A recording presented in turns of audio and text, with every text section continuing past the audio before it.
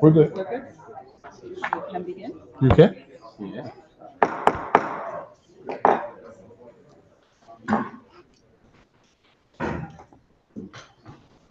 Good evening. The City Services and Environmental Policy Committee of the Board of Alders will meet in person on Thursday, June 6th, 2024 at 6:00 p.m. in the Board of Alders Chamber located at 165 Church Street, second floor, New Haven, Connecticut, to hear and act on the following items. Number 1, LM-2024-0310, order of the New Haven Board of Alders designating the corner of Park Street and South Frontage Road, Fred Harris Way, in honor of the contributions of this community activist. Item 2, LM-2024-0327, order of the New Haven Board of Alders granting a temporary easement of approximately 11,290 square feet for construction activities in connection with the ED HVC project and temporary ambulance area over property owned by the City of New Haven and commonly known as a portion of the southbound lane of Orchard Street between Chapel Street and George Street, and accepting $150,000 as compensation. Item 3, LM-2024-0164, resolution of the New Haven Board of Alders authorizing the mayor to accept funding from the Connecticut Department of Transportation for the construction of traffic safety improvements for Route 80, known as Foxen Boulevard.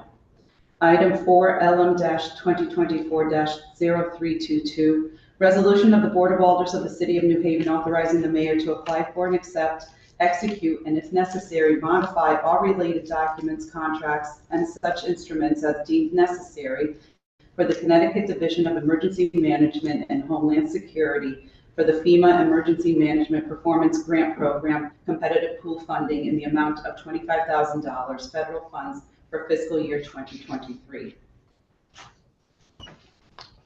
Per order, Honorable Anna M. Festa, Chair, attest Honorable Michael Smart, City Town Clerk. These items are on file and available in the office of the City Clerk located at 200 Orange Street, room 202, New Haven, Connecticut 06510. For accessibility-related accommodations, please call 203-946-7651B or 203-946-8582 TTY-TDD. Public comment testimony may also be submitted via email to publictestimony@newhavenct.gov before 2:00 p.m. on the day of the meeting. This meeting may be viewed on the New Haven Board of Alders YouTube page. My name is Anna Festa. I'm the Alder for Ward 10 and the chair of the CSEP committee. I will now allow my colleagues to introduce themselves, starting to my right. Tom Thicklin, Ward 28. Caroline Thomas-Smith, Ward 9. Hampton Singh, Ward 5. Kiana Flores, Ward 1. Troy Street, Ward 21. Thank you, colleagues. Thank you for being here. Before we actually begin with item 1, which is the corner naming, if anyone wishes to testify on any of these 4 items, there is a sign-up sheet over on the table to my right, your left. And again, if you wish to testify on any of these items, just make sure to write your names on the proper sheet. So look for the title of the item that you wish to testify for. Also, when you come forward, please state your name and address for the record. You don't need to move the microphone other than in front of your mouth. You don't need to speak into it because sometimes it can get annoying. But you can pull it towards you. It's right here, and we'll, you know what, I'll fix that for you. But you can have a seat in front of us, name and address for the record, and then you can proceed with your testimony. So we will begin with item number 1, the corner naming. So if I can have all of you who are representing the frontage road, the Fred Harris Way, to come forward and have a seat. You can all come up if you wish to testify. And then if someone could introduce the item.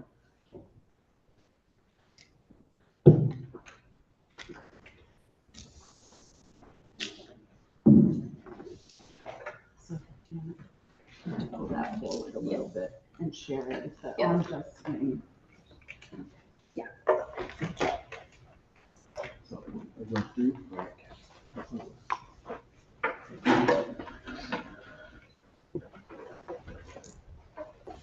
No,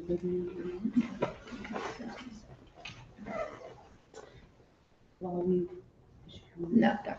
You can start videotape it, I think. Okay. All right, so we can begin by each of you stating your name and address.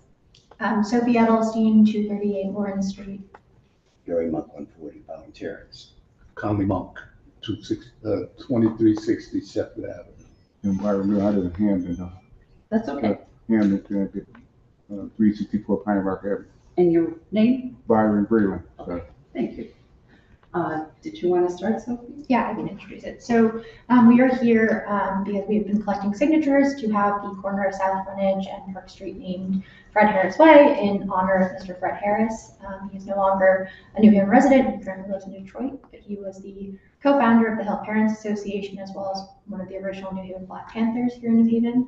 And we recently have done a lot of work with the city to honor Mr. Fred Harris. There's actually an exhibit which is still downstairs, which will soon be moving to the Wilson branch of the New Haven Free Public Library. And a lot of this work has been really about making this history accessible to the New Haven community and sort of using this idea of history as harm reduction so that we can build healthier and more resilient communities in honoring our elders. Yes, I had a personal have the benefit of his children. I benefit from being classmates with his children, around them in terror. I really experienced his dedication to the community. I seen this legend, my childhood hero, put his family's life on the line to provide for a neighborhood. I seen this change agent in action. I seen his vision for New Haven, for the community to have equal housing access, medical access, mental health access, definitely education. And so in that, I watched when he fought against the powers to be to ensure that things changed, that there were breakthroughs, whether there were breakdowns, and I'm speaking particularly in terms of equality. He was about humanity. It wasn't about color, it was about humans. So his job, so he had it, was to ensure that everyone had the same opportunities. So I ate those free lunches that came out of the Black Panther Party. And then it was initialized or was instituted in the school system where we had free lunches from then that point forward. I was a recipient of just as simple as toilet tissue that came to the school as a result of him stepping up to the powers to be in the school administration. So this young man here is someone that we have an opportunity to honor, commemorate, to let him know what kind of difference he made in New Haven. I mean, what he has done still exists today. This is how great he not just was, how he is. Riots, he was jailed sometimes for erroneous things or trumped up things. They had to get him out because he was so powerful. He can quell the masses and have the masses pay attention to what we are allowed to do. So I'm just saying his agenda was to make sure New Haven was taken care of. So we called him the King of the Hill. Thank you very much for this time. Thank you. Mr. Monk, Yes. and you could turn the microphone towards you Okay. so everyone can hear you. I also was a beneficiary of Fred Harris's his work. I went to Vietnam when I was back in the early 60s. And when I came home, I had no medical. So I ended up going to the Hill Health Center, and I even used the Connecticut Mental Health. So he was an inspiration to me and also to a lot of other people in the community. I was raised in the Hill. I lived on Cedar Street, and I lived there for 25 years. My parents owned the property there until the city came in with the eminent domain. So Fred Harris was inspiration to everyone in that community. So, I feel that it's more than, he's more than deserving of having the street named after him, which should be Fred Harris's way. So, thank you. Yeah.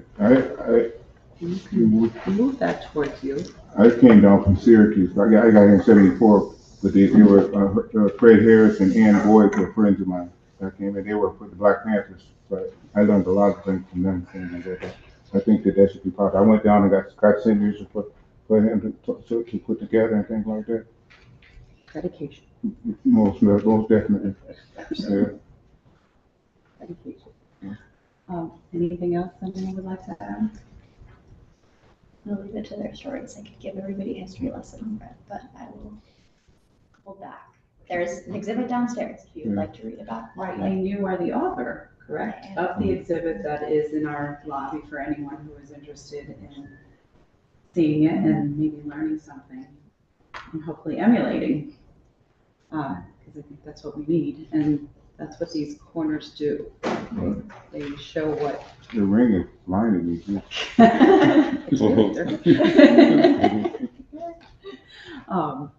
And that's what New Haven stands for. But yes, so anyone, even in this room, who is interested in learning more about Mr. Harris, there is an exhibit downstairs in the lobby that Miss Edelstein actually worked on. So I thank you couldn't for have that. done it with all of these people that are here, especially Dr. Pam, who's back there. She's been Dr. instrumental. Pam want to say anything? Dr. Pam, you want to go in here? Yeah, you want to say something? Okay. It's big. Any questions from committee members? Alder Smith? Thank you, Madam Chair. Thank you all so much for your presentation and for leading the charge on this effort. Just one quick question, which is when and if this were to move forward, would you also like to host an event to commemorate the sign going up? And we'd love to hear Most more. definitely. And so Mr. Harris is actually here the weekend of May 17th, and we have an event here in City Hall where we honored Mr. Harris and the community came together. And we are also working to find a way that Mr. Harris would come back and see the street corner because he was not able to see it at the time of his visit. But he has really, I think what he told me was that it was very moving to come back and see how the community has changed a lot, but also hasn't in many ways, and how his legacy is sort of carried on by the individuals who work and live in the city. Thank you all so much. Thank you, Madam Chair. Any other questions? Mr. Streeter? No. Okay. So there is just one kind of logistical thing.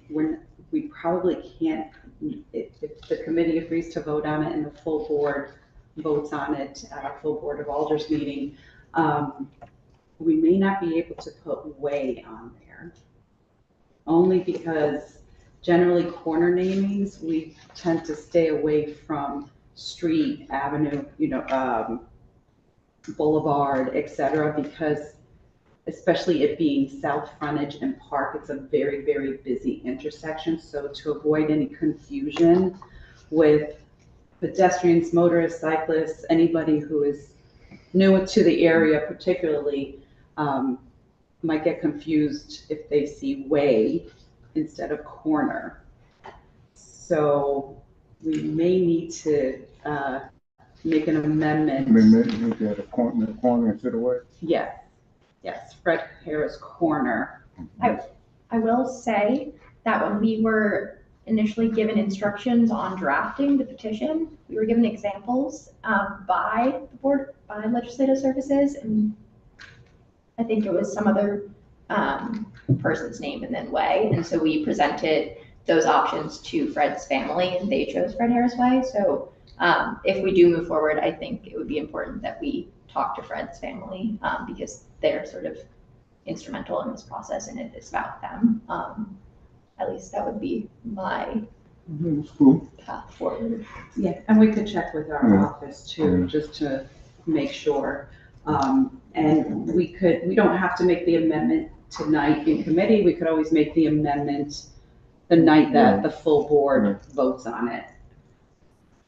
And I also agree, I concur with what the young lady just stated, that Fred Harris told me that he wanted it Fred Harris's way.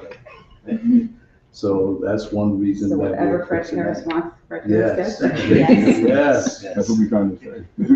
Yeah. Okay, we will check the logistics just to make sure, and then, so we won't present the amendment this evening. We will wait until the full Board of Alder meeting at the second reading to make that change if we have to. Okay. Deal? Thank you. Okay, Yeah. perfect. Thank you very much for your testimony. He sounds like an amazing man, and hopefully we'll get the opportunity to meet him if he does come up. Yes. Yes. And we definitely would like you to meet him. Yes. We are happy to attend. Oh, Send us an invite as to when the occasion will occur, and we'd be happy to be there. Thank you. Thank you for being here. Thank you for your time. All right, thank you.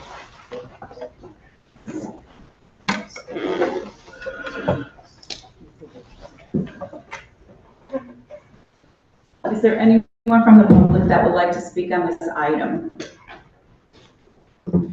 Is there anyone from the public that would like to speak on the corner naming? And for a third time, is there anyone from the public that would like to come forward and speak on the Fred Harris Way corner naming? Okay. Seeing none, we can move on to item number 2, which is the temporary easement.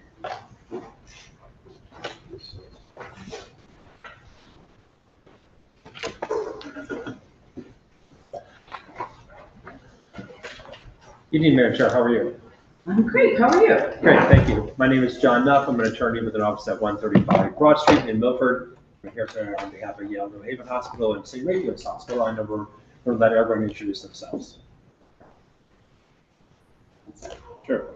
I'm Peter Falanda. I'm a project manager with Yale New Haven Health. I'm Sarah Sharp. I work with John. I'm a land use attorney at 135 Broad Street in Milford. I'm Lou Foss, and I'm Director of Planning with the hospital. And I know you all know Economic Development Administrator Piscatellis, who's been a tremendous help. And he knows the drill. Still have to give my residential address. Gotcha. My name is Michael Piscatelli, the Economic Development Administrator for the City of New Haven. I reside at 353 Summit Street, New Haven. Thank you. All right, well, thank you. So this is a request for a temporary easement at Orchard Street, and we'll give you the background of why we're making this request. So once we get the deck going, and the deck actually may be in the packet for some reason. Oh, here we go. So I can stand Thanks, here Christy. and sort of roll or? Yeah. I think it takes something.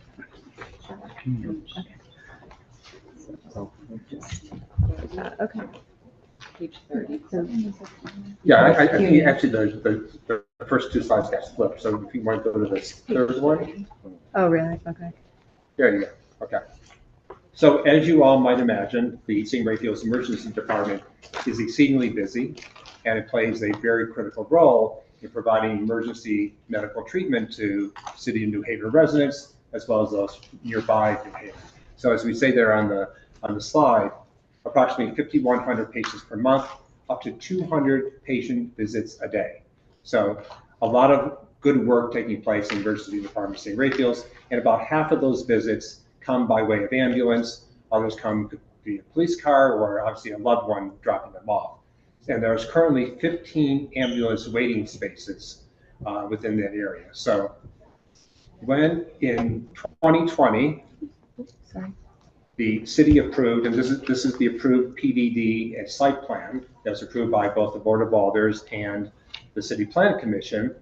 A lot of the focus was on building number 1, which is the neuroscience building, of course.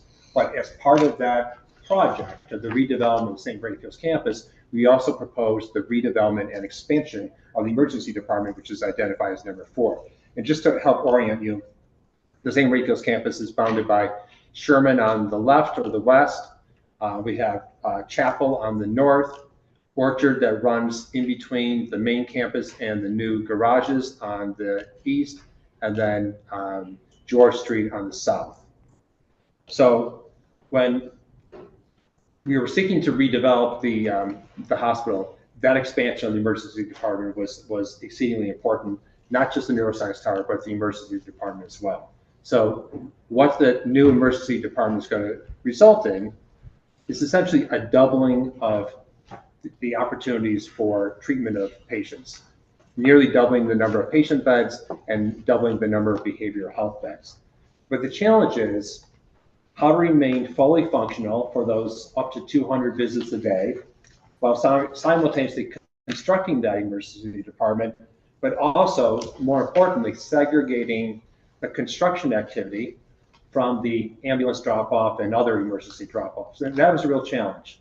And the hospital and its team and construction people and traffic people spent a lot of time trying to understand how that would work in a way to maximize patient safety and acuity, at the same time ensuring access throughout the area. And so this is the plan that we came up with. Well, I had no role in this.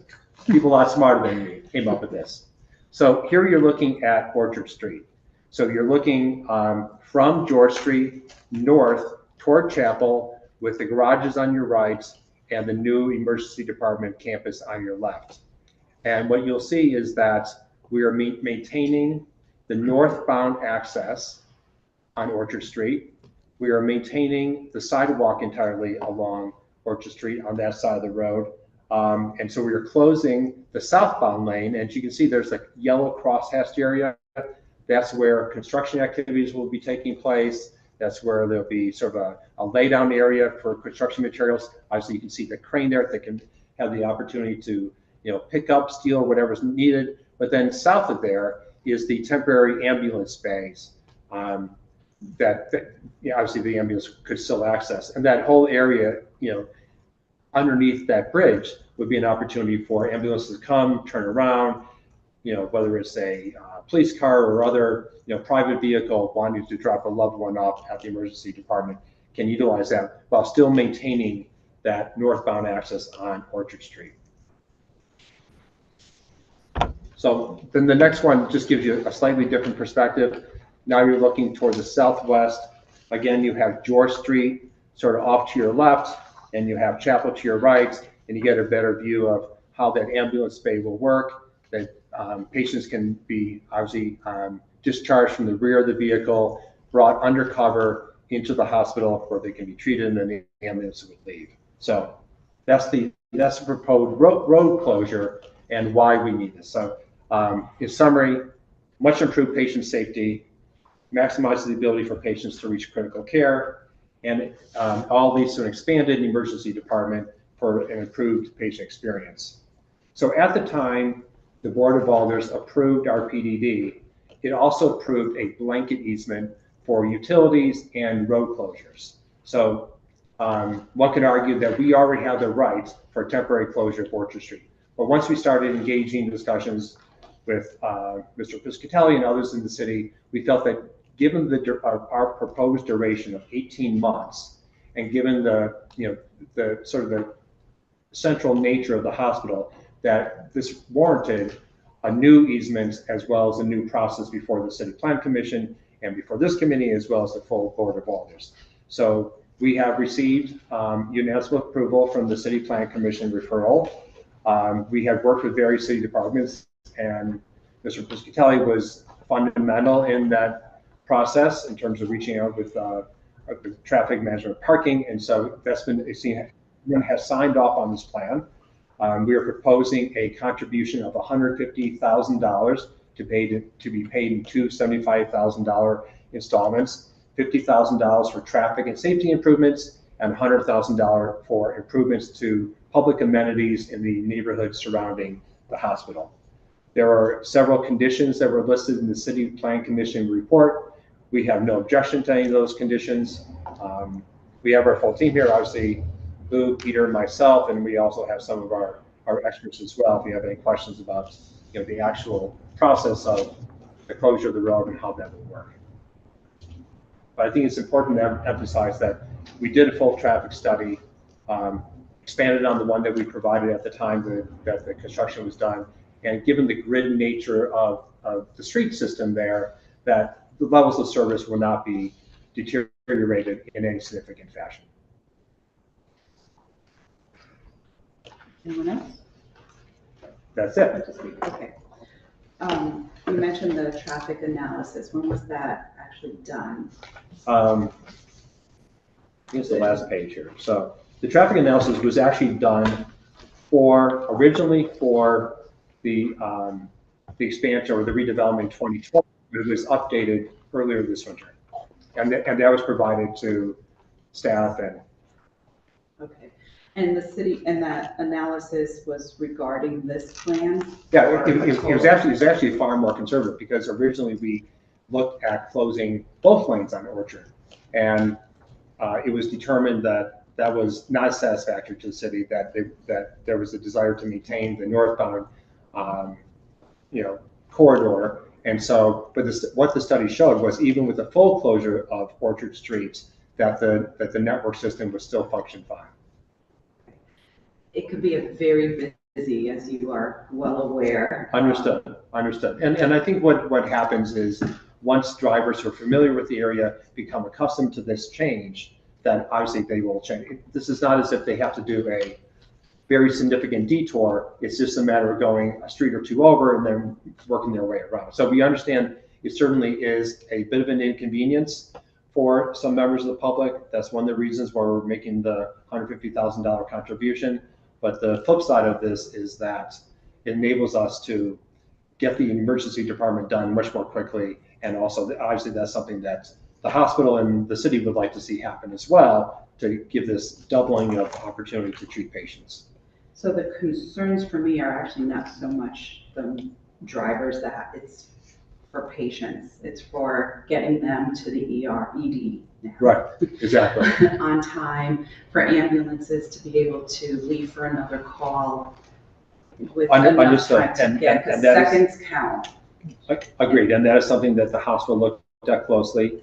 And, we met many times with the head of the emergency department, and she is comfortable with this arrangement. Okay, because when I look, I worked in the hospital years ago, so even just that Orchard Street portion, we have crazy drivers, as you are well aware.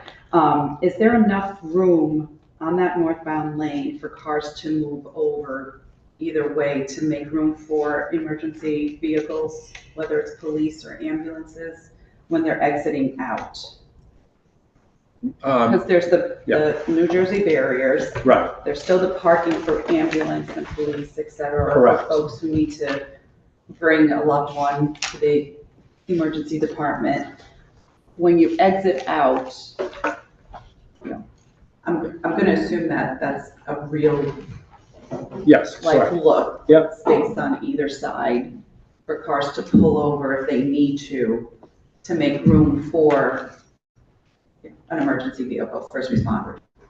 Right. So I think what will happen is you'll enter that area before you get to the Jersey barrier, and you'll certainly have an opportunity to pull over into the wider paved area if necessary, or you can just continue on your way. I mean, obviously, if you see an ambulance coming in, the lights and sirens are going, you're going to hopefully do the proper thing and get out of the way so they can access that area. Okay. And you mentioned that the head of the ED was okay with this plan. Did you also meet with first responders at all to make sure that they're comfortable with this? She did, yes. I mean, so this is what she does literally every day, dealing with all the folks who have that, important responsibility of bringing patients to the hospital. Just want to make sure. No, we understand and we appreciate it. Any other questions from committee members? Alder Smith? Thank you, Madam Chair. Thank you all so much for your presentation. Just a couple questions. One, as it relates to the traffic report, just curious how the traffic report defines impact or minimal impact. All right, so our traffic guys here, I will take a stab at it because I'll do the layman's terms. So traffic is analyzed by levels of service, and you get letter grades, A, B, C, D, and E, and what those letters represent is a delay So if you come to a red light or a stop sign and you can go immediately, well, you're at an intersection with a level of service A. Then as those delays get longer, if you're there for a minute or two, it might be an F.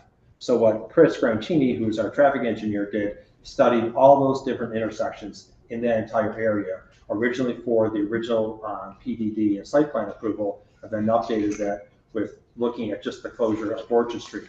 And what he determined was that there was no significant deterioration in the levels of service at any of the nearby intersections. So if one of the nearby intersections was a B, might it go to a high C or something, so that was acceptable.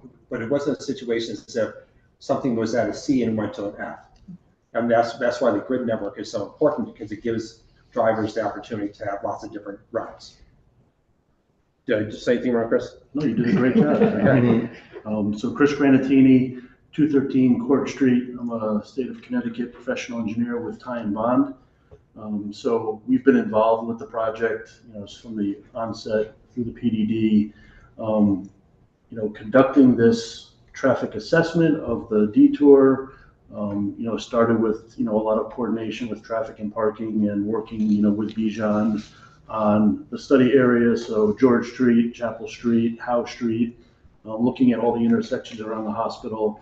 We collected traffic data last November, so we had up-to-date information that was the basis of the study.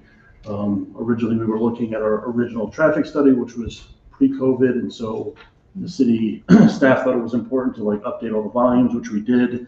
And as John mentioned, looking at the morning and the afternoon peaks, when traffic was the highest, and assessing a full closure of Orchard Street, we were able to determine that the intersections around the hospital and on the defined detour routes would operate acceptably. We did identify a couple of timing adjustments, which is very typical when you're doing this type of assessment. If you're changing traffic patterns, you might have to change the way intersections operate a little. So we were making some of those recommendations, and that's something that during construction, if we find that the analysis isn't exactly accurate and we need to make some tweaks, we have the ability to kind of work with staff to say, this intersection might not be functioning the way we thought it would, and make it just additional timings. When we had our first meeting with the city staff, they felt it very important that we kept northbound Orchard Street open, and that's kind of how we arrived at where we are today. So we're really only looking at detouring southbound traffic from Chapel Street to George Street. So it's that volume of traffic is the traffic that will be detoured. So you've got traffic to the north of Chapel Street that can either go to Sherman or head east on Edgewood and use other routes to get down to the south if they chose to. So we think what we'll see is, the first couple days could be a little hectic. And after about a week, people will figure out that I'm not going to drive the detour route. I'm going to take these other routes and kind of self-divert. The local traffic will self-divert and find easier ways around this. But there will be a defined detour signing pattern for all of the, non-typical people that will get to this location and, find that if they need to get to the emergency department, we'll have signage out there that directs them, how to get around the block to the emergency department. And then they'll be with this in place for so long, all of the emergency responders will be fully aware and, choose different ways to get there rather than just driving down Chapel Street to come to Orchard to get to the ED. They'll take different routes to get there most efficiently, depending on where they're coming from. Great. Thank you. That was very helpful. I particularly appreciate the attention post-COVID to how those changes may have looked. Yep. One final question, if I may, Madam Chair.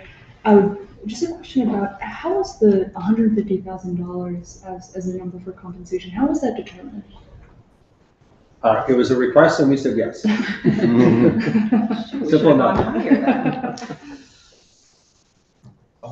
I could take a stab at that, and thank you for the consideration tonight. We think it's important to, particularly in terms of opening up the emergency department space quickly, and that was, I think, one of the prevailing factors and helped all of us rally around the traffic plan that would work. In terms of the number, Steve Fontana, who was with the city and who would be here tonight, but he's moved on to another position. ran some comps on different, if it was rentable on a square foot basis or parking spaces. And we resolved on taking the one lane, the spatial allocation, arrived at that number. I don't have the exact rubric with me tonight, but we did an assessment of what that value might look like. And then look to parse it in a way, recognizing the neighbors are dealing not only with the impacts of neuroscience from two sides of neuroscience, but also the sewer separation project. So we felt it was important to have a little bit more management protocol in place on the city side to support the overall effort out there, because sign gets knocked down and neighbor complains. So that's why we're requesting that the 150,000 be divided, 50,000 to support safety during construction, and then the 100,000, which the alders can and the community can help figure out a series of projects to bring the neighborhood streetscape maybe back a little bit better, recognizing everything's been beaten up pretty good during construction. Thanks, Dr. Thank you. Thank you, Madam Chair. Thank you, Alder. Any further questions from committee members?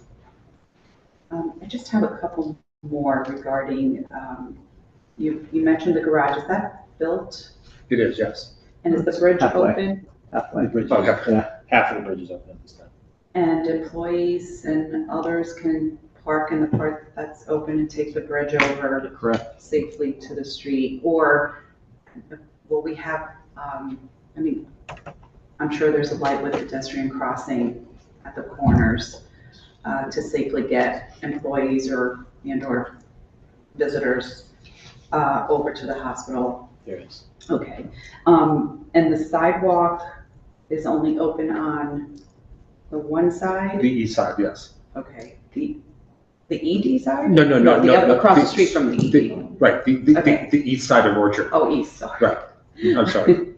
And on the other side then, is there a safe path? Because of so you can, maybe we can go back to one of those slides. That there is a means of getting from the sidewalk from Chapel down to a portion of the hospital, but hard to say. You're inquiring on the there. George Street side though, correct? Well, George and Or on the- Orchard, like right where you were pointing, Yes. Here. that area, That all sidewalk, along, that sidewalk up Right. until about the point of the bridge will be available. will be available? Yes. Okay. So there is partial pedestrian Correct. walkway. Last thing we need is to have more pedestrians. No, and I'm sorry, I was confused because we also have partial pedestrian on the north side of Orchard coming down from Chapel, so. Okay. Just looking at the safety aspects for No, everyone. For sure. They're good questions, and I'll tell you that that's been at the forefront of the entire team's mind, and the team is probably 3 times what you're seeing here right now, so. Okay, good. And of course, we need to confirm because we don't have all of their notes. We have city plans, notes, we have your presentation, but we need. Understood. Thank you. So first responders that are bringing patients to the ED, will some patients be rerouted maybe to the main campus, or are we just going to keep things as a steady flow as they exist? So there are certain management decisions that we're going to need to make to sort of reduce the flow here. One of those is transfers. We're working on a plan to move some of those transfers away from this location. Right now, it just happens to be a path into the hospital, even though the ED is not the destination for many of those, probably most of those transfers. So hopefully we're going to work to get some of that traffic away. And we'll certainly have a human element as part of this too, especially early on in the process. So to direct people to the right locations. And I'm sure there will be, as you all mentioned too, a trial period, like a few days where everyone is going to get used to it and possibly learn from those patterns and Correct, readjust yeah. if need be. For sure. Looking at it all, okay. I think that's it for me. I think I have something. Uh-oh. Thank you, Go Madam ahead, Chair. Alder Street. I don't know if it has been asked and answered. I didn't hear it though. What is their time frame from start to finish that you think that this is gonna take? Because I do know the area and I frequent the area a lot. So, they can, I guess, go straight down George Street and turn on Chapel, but I'd like to know is how long is it gonna be for the actual project to? So the easement is for 18 months. Oh, And we did that to make sure, we didn't want to say, well, we might be able to do it in 12 or 14. We wanted to be conservative, so the easement is for 18 months. okay. Now, also one more question. And by the way, starting in January 2025. Okay. Okay, so now, the businesses that's actually on Chapel Street, are they gonna be given notice of what's gonna be going on, with this? Because I just had, in my area, something closed off in the businesses, they called me, because they didn't know anything about it, the road closing and stuff. Yeah, as a matter of fact, one of the requirements of the City Plan Commission report is that we hold a neighborhood meeting. And as you might suspect, the hospital has a very robust public outreach team already, but we're going to have a special meeting with the neighborhood just on this topic as well. Okay, all right, thank you, madam. Thank you, Alderson. Thank you, Madam Chair. My question is, the emergency team knows how to get to the hospital. They're coming from north from Orchard, they're gonna go in. So family members have an emergency, taking their family to this emergency room driving. Let's say they're coming from Orchard, I would say, this direction here, if it's in north or south. They have to loop around, make a right, Chapel, make a left, and Sherman, make a left. Would there be proper signage that detours showing that these are the way to come around, because it's gonna be closed? Only one will be coming. Again, and this one of the requirements from the City Plan Commission, and one of the things that Chris is going to be working diligently on is to come up with that whole signage package, or Chris and his team coming up with that whole signage package to make sure people can get there efficiently and safely.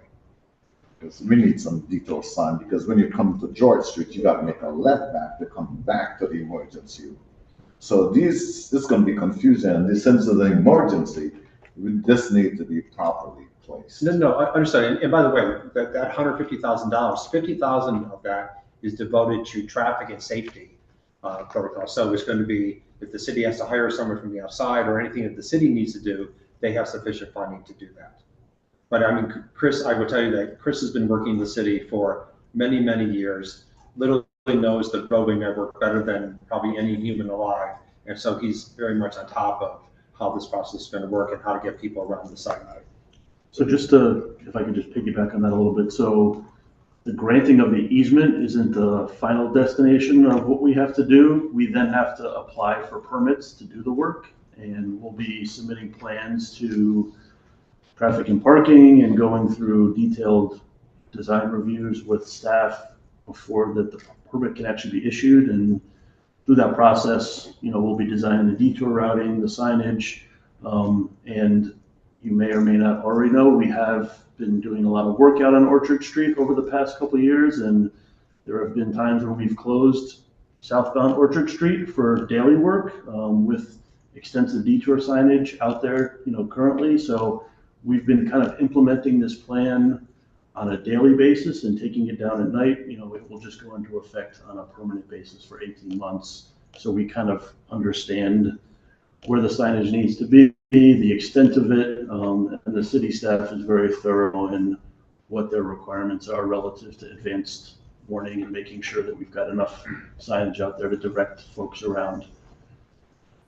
Is there any consideration of digital sign? Because in the night, again, people are going there.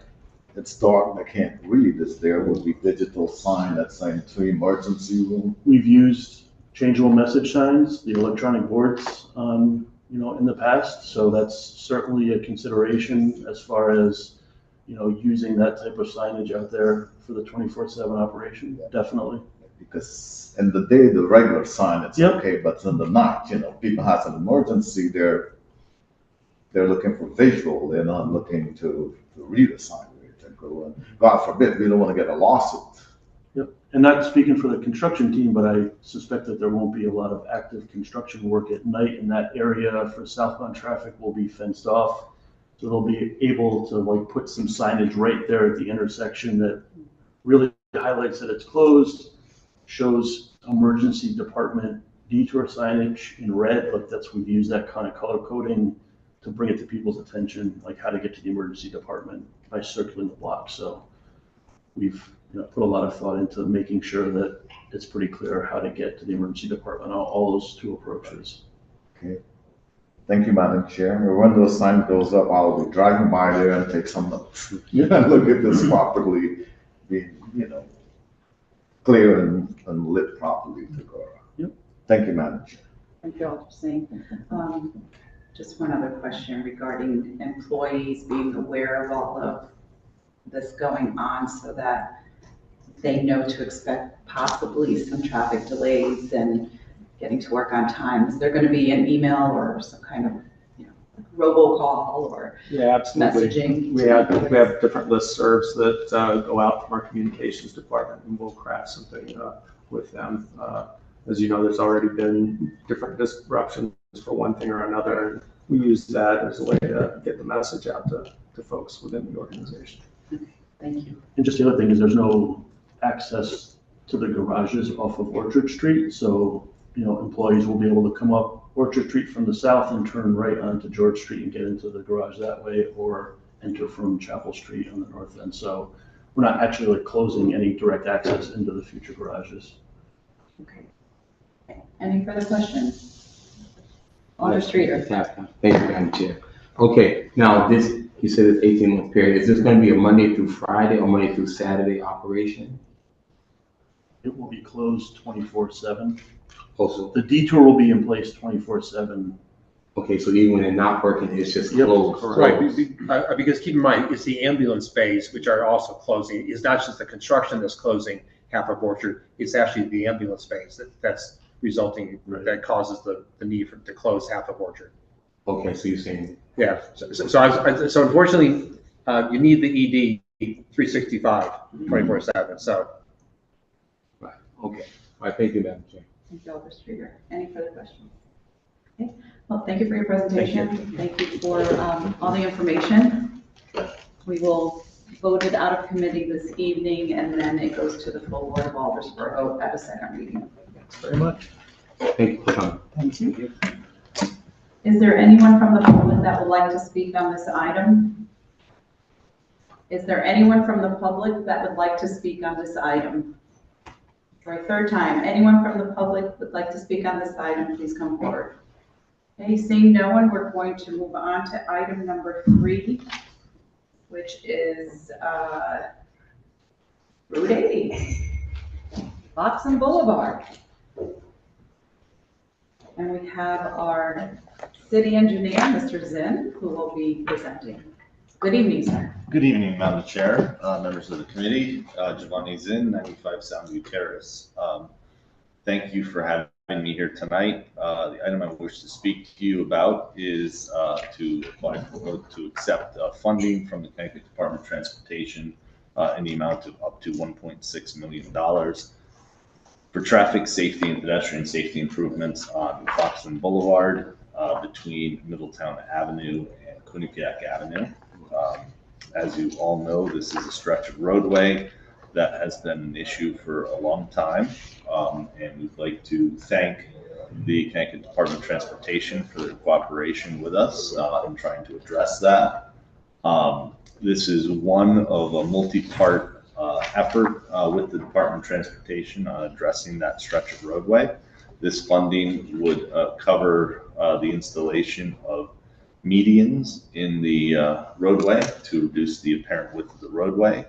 Also potentially also to connect sidewalk from the crosswalk at Walmart on the north side of Foxen Boulevard to the east, to Quinnipiac Avenue.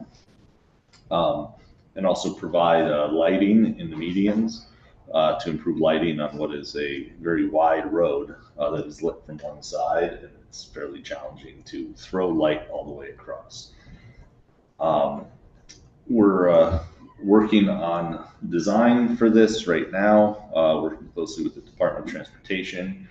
Future phases of our tackling of this stretch of roadway, Connecticut DOT is going to replace the signal and likely add a second crosswalk at the Walmart and Lowe's Plaza intersection. Also looking at potential reconfiguration of the lanes coming off the highway. And also the city is looking at a project potentially in the future to provide better pedestrian connectivity on its section of the roadway of Middletown Avenue from Fairhaven out to here. So there's a lot of challenges out here. I think this is a great first step to address those challenges. After we complete this work, the state of Connecticut will be repaving the roadway. There's also a large regional water authority project related to a 48-inch water main. They have a valve they have to replace, but when the pipe is 48 inches in diameter, it's always an adventure. So we're working with all of those entities to coordinate this. Ideally, we're finishing all of this by August of 2025, which is when the state will pave it. We're figuring out how the RWA's work is going to fit into that. That's something that's come up fairly recently. So we're still coordinating all of the who goes first type of stuff there. But anyways, I would ask your support of this important project. You know, it's a very challenging roadway. It has 30,000 cars a day on it. It's actually, I think, the highest traffic non-highway road in New Haven. And I think also have a benefit of making the roadway more appealing as well, which is far secondary to all the safety improvements, but still a welcome improvement. So with that, if there are any questions, I'd be happy to answer them. Well, thank you. We all know this is a long time coming. That road is a hot mess. Yes. On many levels. Now you mentioned the lanes off the highway, which I'm sure you're looking at now. And do you have a design, or you said you're working on? We shared a concept, and I can pull it up. We're some time ago, actually, during the public meeting we had for 270 Fox and Boulevard. We've had to change that a little bit. We'll share something, I think, publicly here soon with the DOT at a press conference, but we want to make sure that they're 100% okay with it as well. We've been going back and forth.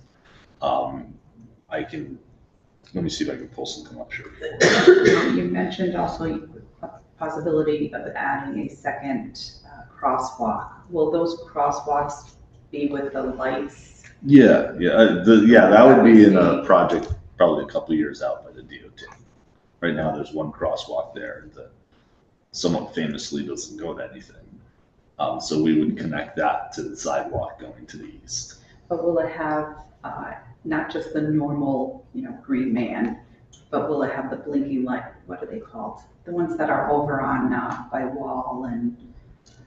So that's an RFB. You mean the two blinking lights? Yeah. Those are not legal at a signalized intersection. Oh, they're not. Those are okay. in lieu of a signalized intersection. So Okay, what you would have is the face with the person and the countdown timer. One other thing I forgot to mention is that, as is typical for these sorts of projects in other parts of the city, when we do work in the state right of way, the state of Connecticut asks us to then maintain it. So we will be responsible for maintaining the medians and the lighting, which we're already responsible for the street lighting there anyway. So that's not much of a change.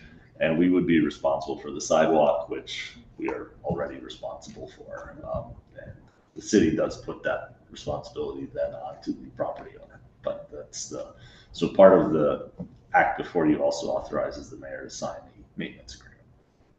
You mentioned this pipe, this 48-inch in diameter pipe. Is that area, or a portion of that area, is prone to flooding? This is a water supply pipe, so this is like what comes out of your tap. So it has no Nothing. relation. I think you're familiar with the area where it does flood due to. It's very low lying. It's at about elevation 6. It's something that we watch in all of our flooding. It's, New Haven has certain low lying areas. That's one of them. Addressing that is outside the scope of this project. It is, okay, so Yeah. it's not gonna. Yeah, That's on not- the state, and the state road is, the state part of the road, which is Foxton Boulevard, it's really only the edges that get a bit wet. Further down Middletown Avenue, obviously, we see more significant flooding. But that's city. That's city, Not and state. we're, haven't quite come up with an answer yet, but we've got some thoughts on how to do that, possibly help to address that. We're never gonna get rid of all of the flooding there, like a hurricane, there's, just not much you can do. But we're hopeful to cut down on some of the nuisance flooding. It's a fairly complex area with the hydrology of it, with the highway and the rail, a bunch of culverts and stuff, so we're looking at that. Okay, well, I appreciate it, because part of my board too. Yeah, and the lowest spots on, I get the calls. Middletown Avenue are elevation, I think they're under elevation 4, so it's Yes, a challenge. pretty much, I think this past winter we had events where the water in the harbor was 2 feet higher than the roadway, and it's challenging. Questions, Alder Smith? Thank you, Madam Chair. And thank you, Director Zinn. This is really exciting.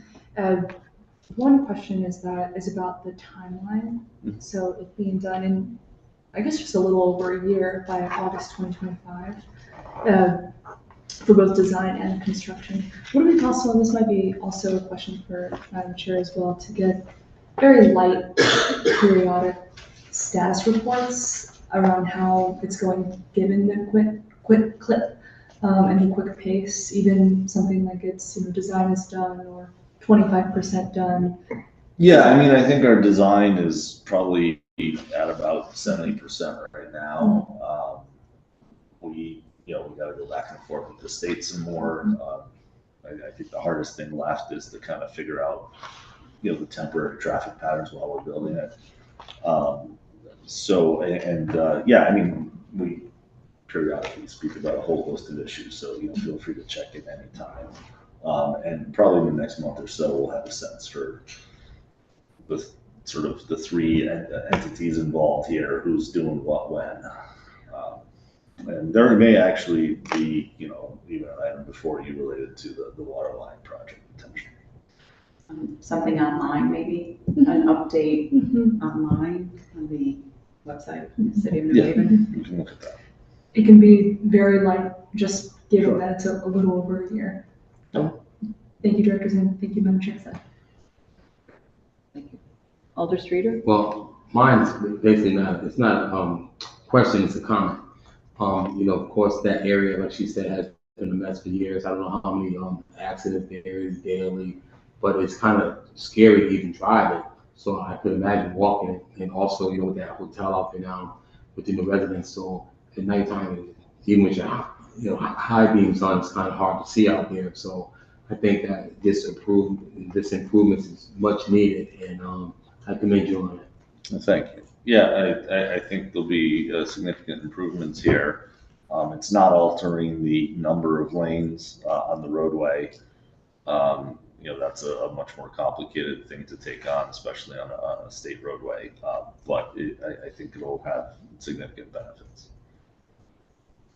Thank you, Madam Chair. The road isn't going to be narrowed, right? No. It's going to appear a lot narrower. Okay, so the appearance should slow vehicles down, making it safe for pedestrians, because we have to remember, there is the hotel, but there's also a school there. Yes. Yep. I think whenever you have a roadway that has that much traffic on it, getting close to 30,000 cars a day, it takes out a lot of the things that, we're able to do on some of the other streets. So I think this is helpful. there's other education and enforcement are obviously a big part of safe traffic in the city. I think the pedestrian improvements in particular and the groundwork it lays for other improvements on the south side and going back towards Fairhaven, better illumination for pedestrians, and clear spots to go, right? I always like showing people the picture that, you know, you pull up on Google Street View of the crosswalk that ends into a wall. You know, it's a good thing because, you know, when whoever was doing the intersection project, they tried to lay the groundwork for the improvements that we're quite frankly getting to now. You know, it would be nice if we could do that faster. It's always nice to do things faster. Yes.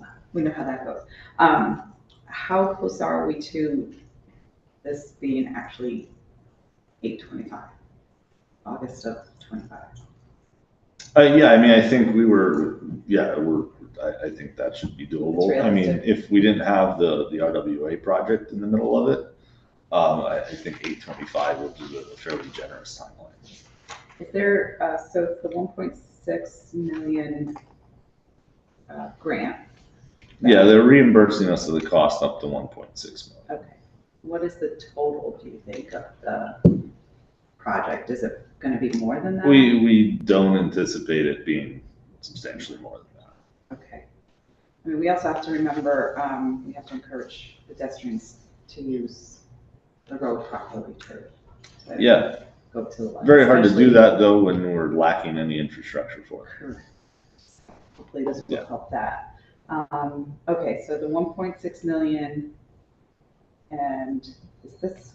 There's no match required. Yeah, I didn't see anything dealing with the match. And okay, I guess the only request really that came is, you know, just updates either. Yeah, and we'll work also with email. the Alder of Ward 12, whose ward it is, to make sure that, with Alder Morant, to make sure that the word gets out. Okay. All right, any further questions? All right, thank you all very much. Is there anyone from the public that would like to speak on this item? I don't see him. Mr. Good? Aaron? Okay, well, you know what? We still have another item. If Pete decides he'd like to say some words and comes back, we'll make sure it comes up. Is there anyone from the public that would like to speak on this item? Is there anyone from the public that would like to speak on the Route 80 Watson Boulevard item? Seeing no one, we can move on to our next item, which is the FEMA item. And I see our Deputy CAO, Ms. Bombera, coming up. I know that the new emergency operations person had to leave. I did see him. Yes, he is teaching one of his last classes for the semester. Okay, he's excused. Is there a note? Hold on 1 second, I'll get out. So Rebecca Bombero, Deputy Chief Administrative Officer, 122 West Rock Ave, New Haven, Connecticut.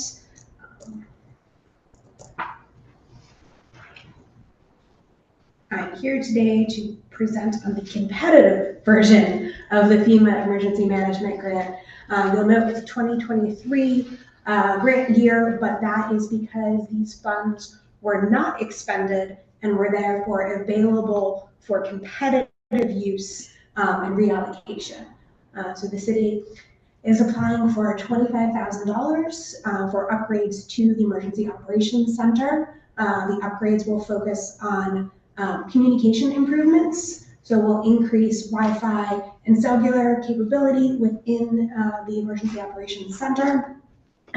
We will upgrade radios, both improving PD from 1 channel to a 3-channel radio, and adding a docking station for the paramedic seat in the EOC. And we will also upgrade the front screen in the Emergency Operations Center. There is no match for this, and it is extra funds that we would not have otherwise been available to us. So I'm happy to answer any questions. Okay, well, thank you for that. And can you just clear, what was the 2023? I thought it was a Scrivener's error. So each year, the state gets an award on a per capita basis from FEMA that is then allocated on a per capita basis to municipalities on a reimbursement basis. Each year, there might be funds that are left over, and then those funds are available in the following year on a competitive basis. So the grant period for these funds, while they're 2023 funds, would actually begin in July and go until early 2025. Okay, so these were extra funds available. We applied for it. Or Applying for it, and if we are granted, that funding will go to these upgrades. Correct. What are our chances of getting the funding? Very strong. And is this something that happens every year? Most years. It used to be we would be able to accept these funds as part of the annual allocation, but in recent years, instead of getting them as a supplement to our per capita award, it has been competitive and we have to apply for them. Okay. And the 25 will cover all of these upgrades? Yes, it is not anticipated that the upgrades will exceed the $25,000. Though, because of the nature of the repeaters down there, there are different bandwidths for emergency operations. They're costly, but that's why it's $25,000 for 5 things. Yes. And were those upgrades in our plans anyway? This allows us to accelerate the upgrades. But were there funds available for them, or? There are things we would have done in future years with our annual allocation, so we just get to accelerate those upgrades. So the funding is helping to just move it quicker. Okay. Questions from committee members? Any questions? Okay. And just one. Who determines how the funds are spent? Because are these flexible funds? I can't speak tonight. Are they flexible funds that can be used anywhere in EOC?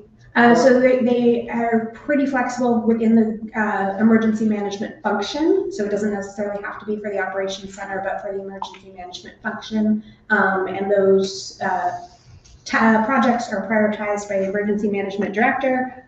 So Regina and Rick prioritized what this round would be for. Actually, Patrick was joking. He already knows that the cell phone and Wi-Fi enhancer is much needed down there. So he will be tasked with implementing and in future helping to prioritize. Okay, so there was thought into this. Yes. It's not just, oh, let's spend it on this. Okay, perfect. All right. And I'll ask the committee one more time if they have any questions. Okay, seeing none, thank you very much. Thank you. Keep us posted. Is there anyone from the public that would like to speak on this item?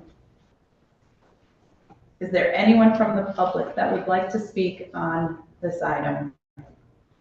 And for a third time, is there anyone from the public that would like to speak on this item? Or any item? Okay, seeing no one, do I hear a motion to close the public portion? So moved. Do I hear a Second. Okay, the public portion has been moved and seconded, or closing of the public portion has been moved and seconded. All in favor of closing the public portion, say aye. Aye. Any nays, abstentions? Public portion is officially closed. Do I hear a motion to move item 1? Madam Chair, I move item number 1. That has way. Is there a second? A second. The item has been moved and seconded. Any discussion on this corner naming? Any discussion?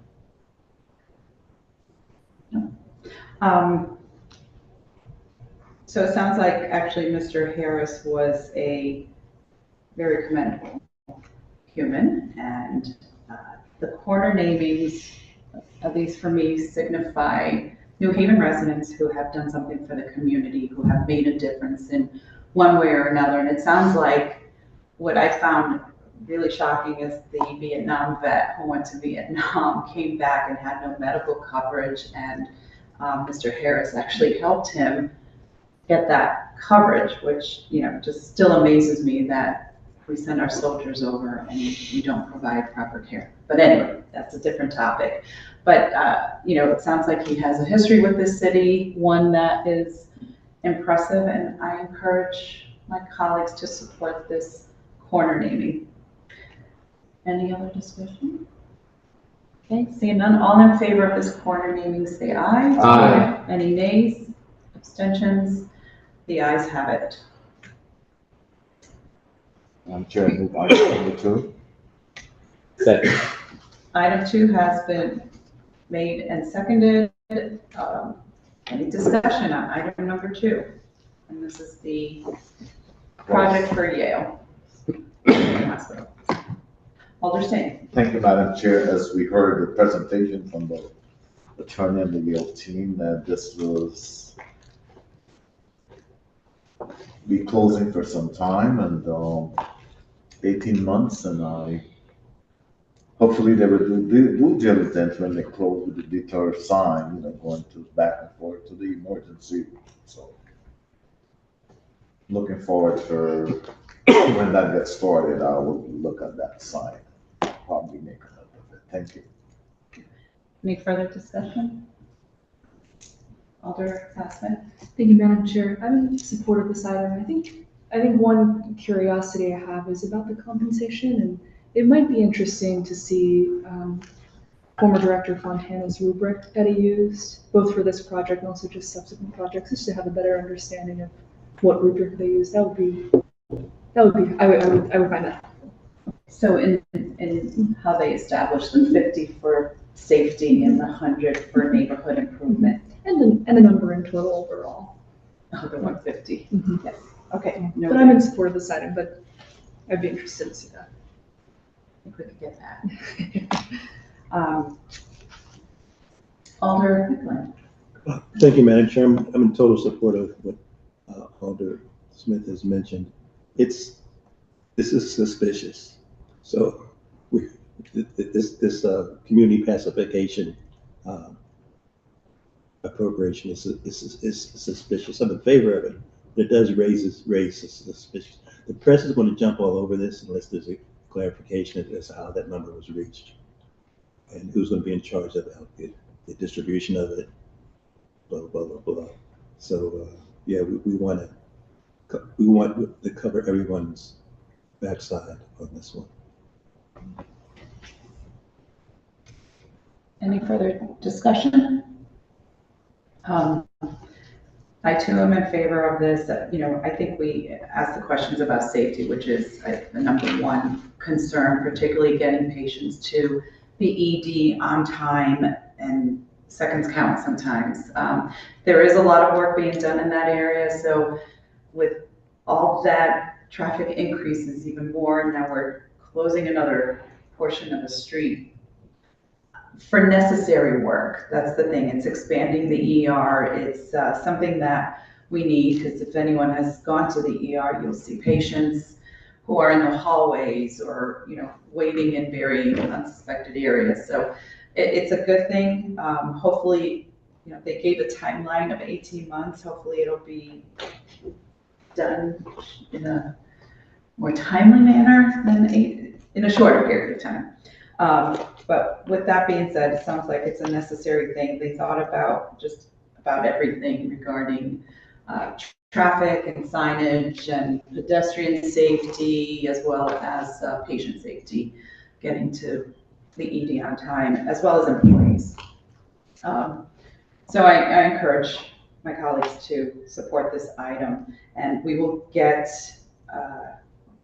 some information on how the $150,000 was reached, how the $50,000 for safety and $100,000 for beautification. It sounds like there are community meetings being planned for this project as well, so we could get clarification on that as well.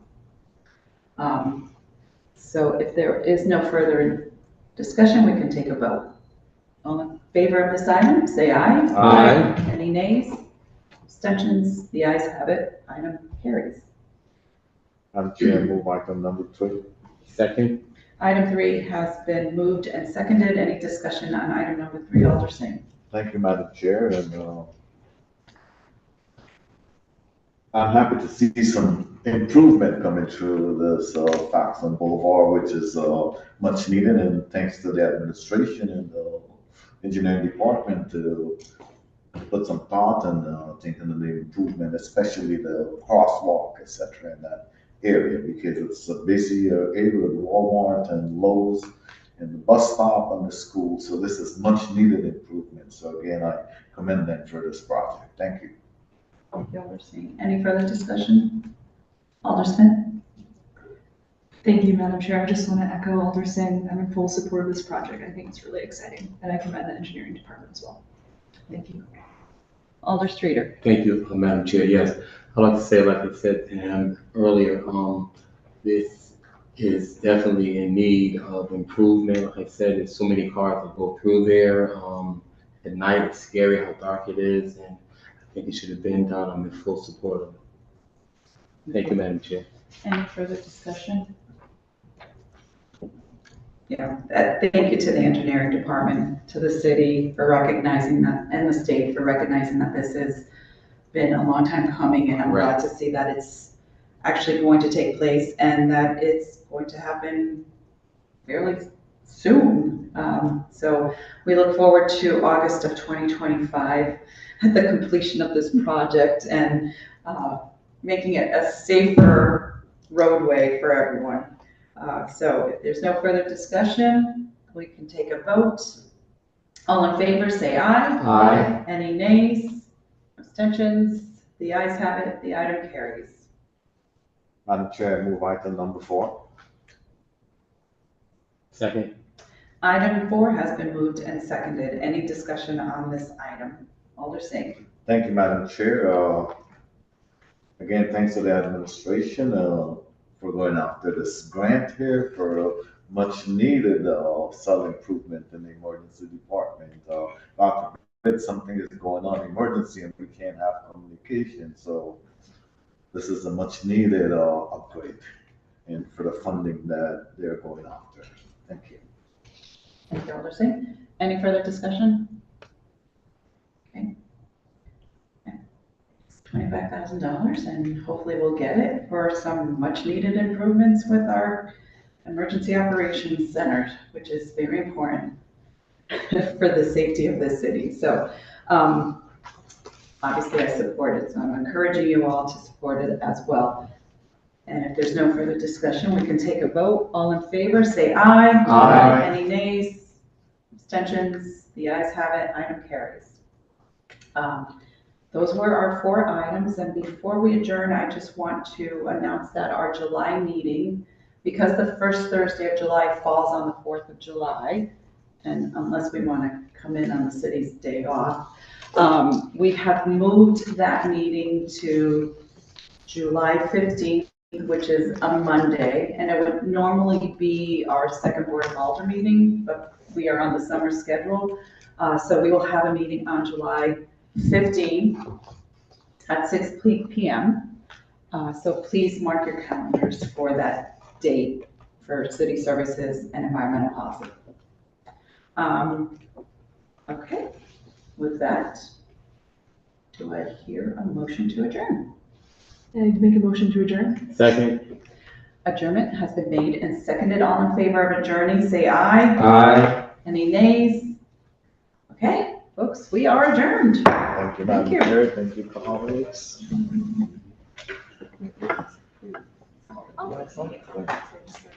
Thank you for taking me off.